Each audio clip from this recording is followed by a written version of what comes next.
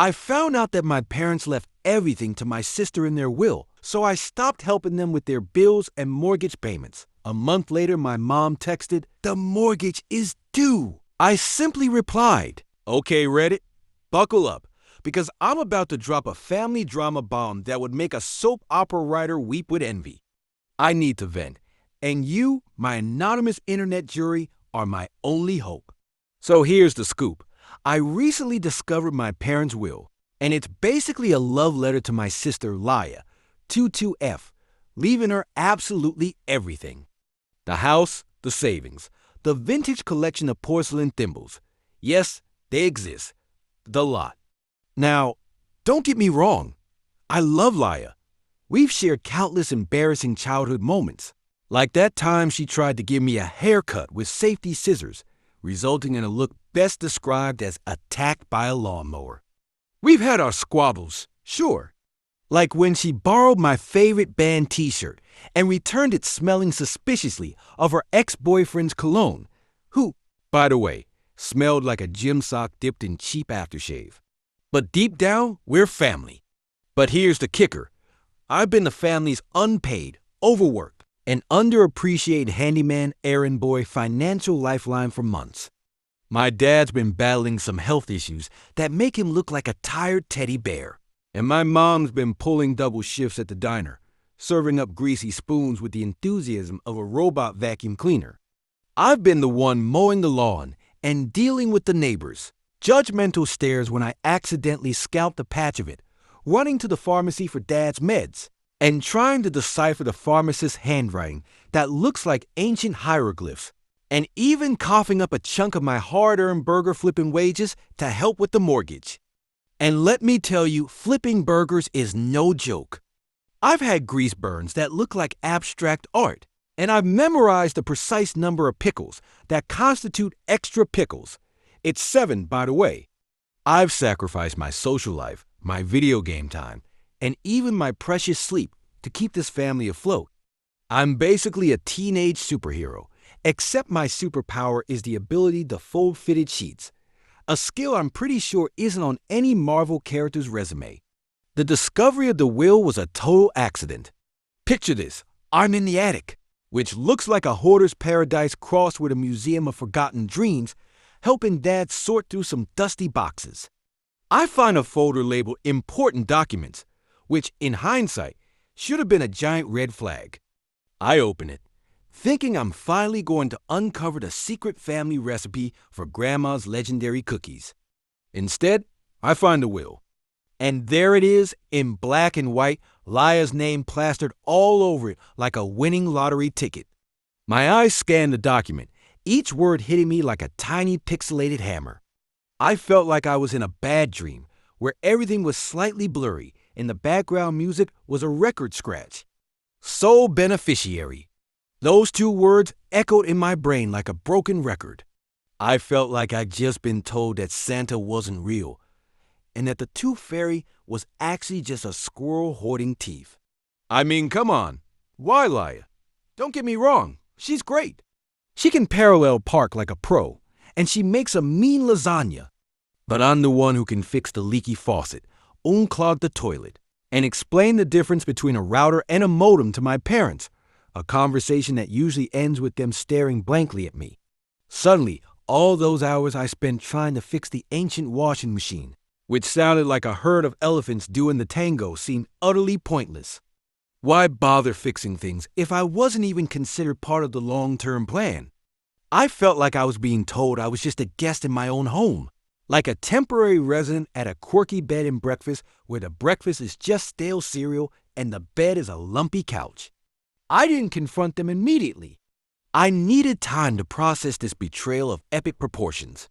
I retreated to my room, which is essentially a shrine to my teenage angst, complete with band posters, half-finished science projects, and a collection of mismatched socks. I sat on my bed, staring at the ceiling, trying to make sense of it all. Then, the anger started bubbling up. I thought about all the sacrifices I'd made, all the times I put my family's needs before my own. I thought about the time I missed the school's pizza party because I had to take Dad to the doctor, Or the time I had to skip the new superhero movie because Mom needed help at the diner. I decided in that moment that I was done being the family's doormat. If they didn't value my contributions, then I wasn't going to contribute. It was harsh, I know, but I was hurt and I was angry. I was a teenage volcano, ready to erupt. So I stopped helping with the bills. I stopped mowing the lawn. I stopped running errands. I even stopped fixing the leaky faucet, which now sounded like a miniature waterfall in the bathroom. I figured if I wasn't going to inherit anything, why should I be contributing? It was like I was on strike, but instead of demanding better wages, I was demanding basic recognition. I started spending more time in my room, playing video games and listening to music. I even started neglecting my homework, which is a big deal for me. I wanted them to notice. I wanted them to feel the void I was leaving. I wanted them to understand that I wasn't just some background character in their lives. I was the main character, and I was staging a dramatic walkout. And I was going to make sure they felt it. So a month of my silent protest went by. A month of me living like a moody, misunderstood artist in my room. A month of my parents walking on eggshells, like they were navigating a minefield of teenage angst. The house felt like a pressure cooker, with the tension simmering just below the surface. My parents were stressed. You could see it in the way they moved, like they were carrying the weight of the world on their shoulders. My mom's smile was gone, replaced by a permanent frown that could rival a gargoyle's. My dad's shoulders were slumped, and he looked like he'd aged 10 years in a week. The silence was deafening. The only sounds were the creaking of the old house, the occasional muffled argument from downstairs, and the relentless drip of the leaky faucet in the bathroom, which now sounded like a tiny, torturous water torture device. Then the inevitable happened. My phone buzzed. It was a text from my mom. The mortgage is due. We're short this month. My heart pounded like a drum solo gone wild. This was it. The moment of truth. I took a deep breath, like I was about to dive into the deep end of an ice-cold pool, and typed my reply. I'm sorry, Mom. I can't help this time. The response was immediate. My phone rang, and my mom's voice, usually warm and comforting, was strained and tight. What do you mean? You can't help? We're counting on you. I'm sorry, I repeated, my voice wavering slightly. I'm just not in a position to help with the finances anymore.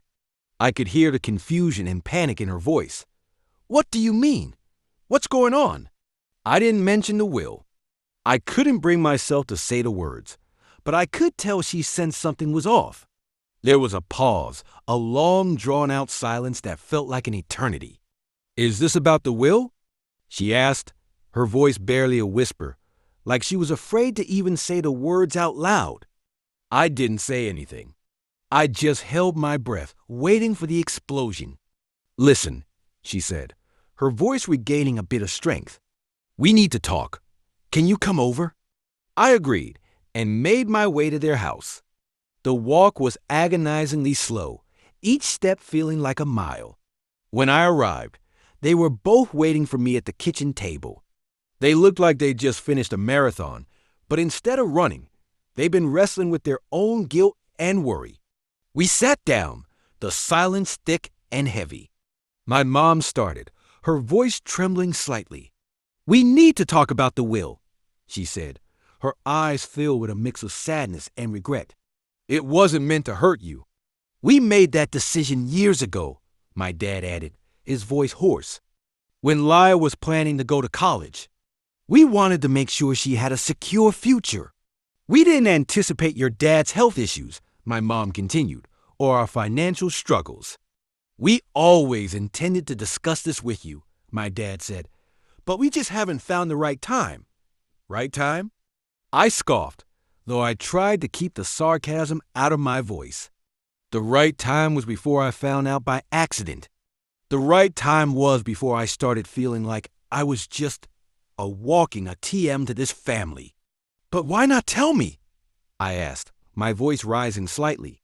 I feel like I'm being excluded, like I don't matter. My mom explained that they were afraid of hurting my feelings. They said they were planning on helping me with my college expenses, and that they were under the impression that Lai and I would share what was left after their passing. Share? I repeated, my voice laced with disbelief. You left everything to Sarah. We thought, my mom started, but I cut her off. You thought wrong, I said, my voice cold. I understand your intentions, but it's hard to accept. I feel like you don't trust me, like you don't value my contributions. We talked for hours. I poured out my heart, telling them how I felt, how betrayed I felt. They listened, their faces etched with regret. They apologized for not being more transparent, for not communicating better. They promised to be more open with me in the future. We also discussed the financial situation. They explained how they were struggling to make ends meet, how they were worried about losing the house. I told them I would help with the bills, but that I needed to feel like a part of the family, that I needed to be included in their decisions. We agreed to work together to find a solution. We decided to sit down with a financial advisor to create a plan for the future. I left their house feeling drained, but also relieved. We had finally talked, finally cleared the air. I still felt conflicted, but I was glad we had the conversation. I realized that my parents loved me and that they didn't mean to hurt me. I also understood that they were going through a tough time and that they needed my support. I'd learned a valuable lesson that day. Communication is key. It's important to be honest about your feelings, even when it's difficult. And family is complicated, messy, and sometimes frustrating, but it's also worth fighting for. I was still figuring things out, but I was hopeful that we could find a way to move forward as a family. It was going to be a long road, but at least we were on it together. And hopefully, we'd learn to laugh about the porcelain thimbles someday. So the financial advisor meeting. Picture this, a small, sterile office with beige walls, the kind of place where dreams go to get a reality check.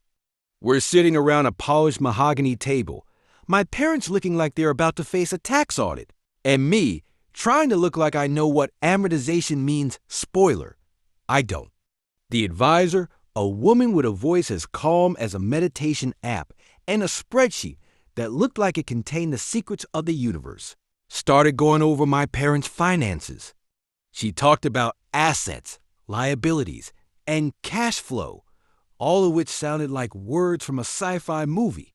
I tried to follow along, but my brain kept wandering to what I was going to have for dinner. Then she got to the will. You could have cut the tension with a butter knife. She looked at my parents, her eyebrows raised slightly, and said, "It might be beneficial to consider revising the will to include your son." My parents exchanged a glance that spoke volumes. It was a mix of, "We should have thought of that," and "Oh, no, here we go again." They mumbled something about thinking about it, which in parent language translates to, "We'll get around to it sometime between never and the next ice age." In the meantime, we had to deal with the immediate financial crisis. So I started helping out with the bills again, but with a few crucial conditions. First, I was only contributing a portion of my earnings, because let's be real, flipping burgers isn't exactly a high-paying gig. Second, and this was the most important part, they had to be transparent about how the money was being used. We set up a system where they showed me the bills and receipts, like I was some kind of financial watchdog. I even created a spreadsheet of my own, with categories like mortgage, groceries, and mysterious expenses that might be Dad's secret comic book collection. Things at home were still a bit tense. It was like we were all walking on eggshells, trying not to set off any emotional landmines. We were trying to communicate more openly, but it was like learning a new language. We'd start a conversation, and then someone would say something that sounded perfectly innocent, but would actually be a passive-aggressive jab disguised as a question. For example, my mom would say, "Did you remember to take out the trash?" Which really meant, "I'm still a little upset about the will, but I'm trying to be mature about it." And I'd reply, "Yeah, I did," which really meant, "I'm still waiting for you to revise that will, but I'm also trying to be mature." It was a delicate dance of unspoken feelings, and carefully chosen words. But we were making progress slowly but surely. We were trying to be more understanding of each other's feelings, even when we didn't quite understand them ourselves. Few months later, my parents actually did it. They revised the will. They split everything equally between Laya and me. I swear, I almost did a celebratory backflip in the kitchen when they told me. It was like winning the lottery, except instead of money, I won the validation of my existence within the family structure. It was a huge relief. Suddenly, all those hours spent fixing the leaky faucet and deciphering Dad's doctor's handwriting didn't feel so pointless. I felt valued, like I was finally part of the team. But the will was just the beginning. We still had to deal with the communication breakdown, so we started having these family meetings. Picture a dimly lit kitchen, the kind of place where you'd expect to find a detective interrogating a suspect, except the suspects were my parents, and the interrogation was a gentle probing of our emotional well-being. We'd sit around the table, armed with cups of lukewarm tea and a shared sense of awkwardness, and try to talk about our feelings. It was like trying to translate a foreign language, except the language was emotional vulnerability. We'd start with simple stuff, like, "How was your day?" And then gradually work our way up to the deeper stuff, like, "What are your hopes and dreams for the future?" Which, for me, was mostly just getting a new gaming console and finally beating that impossible level in my favorite game. My dad, bless his heart, would try to be all serious and introspective, but he'd often end up making dad jokes that were so bad they were almost good. My mom, on the other hand, was the queen of passive-aggressive comments disguised as helpful suggestions. Like, maybe you should try organizing your room, which really meant your room looks like a tornado hit a laundry basket. And then there was Laya, who would occasionally join us, usually with a sarcastic comment and a roll of her eyes. But even she was trying, in her own way. She'd offer up insights that were surprisingly helpful, even if they were delivered with a side of snark. These meetings were interesting. We'd laugh, we'd argue, we'd occasionally shed a tear or two. But most importantly, we were learning to listen to each other. We were learning to understand each other's perspectives, even when we didn't agree. We were building stronger relationships, one awkward conversation at a time. Meanwhile, my parents were working hard to get their finances back on track. My mom was picking up extra shifts at the diner, and my dad was exploring new ways to supplement his income. Turns out, he's actually pretty good at selling his old comic books online. Who knew? They were also cutting back on expenses, which meant fewer takeout nights and more home-cooked meals. My mom's cooking skills were improving, thankfully. Things were still far from perfect. We still had our disagreements, and we still had our moments of awkward silence. But we were making progress. We were learning to navigate the complexities of family life, one step at a time. I'm grateful for my family. Even though they drive me crazy sometimes, I know they love me, and I love them too. I'm hopeful that we can continue to grow and learn together, and that one day we'll be able to look back on this whole experience and laugh.